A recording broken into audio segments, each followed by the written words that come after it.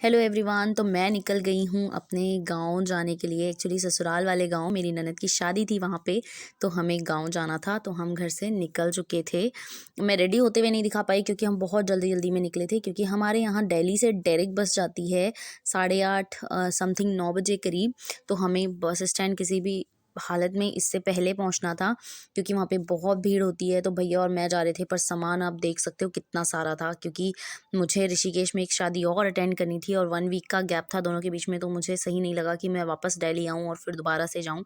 तो कश्मीरी गेट जाने के लिए हमारे घर से कम 2 ढाई घंटे लग जाते हैं आराम से। और ट्रैफ़िक तो मैं आपको बताऊँ ही क्या, कि दिल्ली का आप सभी जानते होंगे, मोस्टली लोग जो दिल्ली में रहते हैं, कि ट्रैफ़िक का कितना बुरा हाल है। तो देख लीजिए आप कितना बुरा हाल है। और ये था ऑफ़िस टाइम, तो इस टाइम पे तो हमें बहुत ज़्यादा ही ट्रैफ़िक मिला।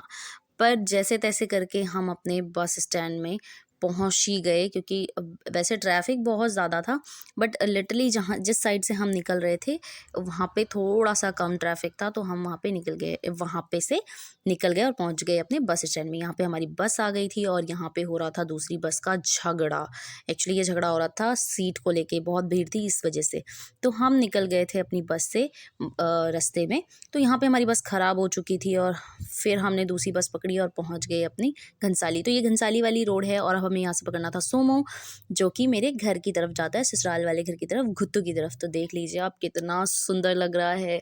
मतलब पहाड़ों में जाना एकदम से ऐसा लगता है कि कहाँ स्वर्ग में पहुँच गए, क्योंकि दिल्ली का जो पॉल्यूशन है, वहाँ से एकदम से पहाड़ों की जो हवा होती है, जो वहाँ का जो वेदर होता है ना, वो एकदम से हमें सुकून देता था। मैं बैठी थी सोमो की आगे वाली सीट में और ले रही थी वेदर के मज़े, और मुझे बहुत अच्छा लग रहा था गाँव पहुँच के।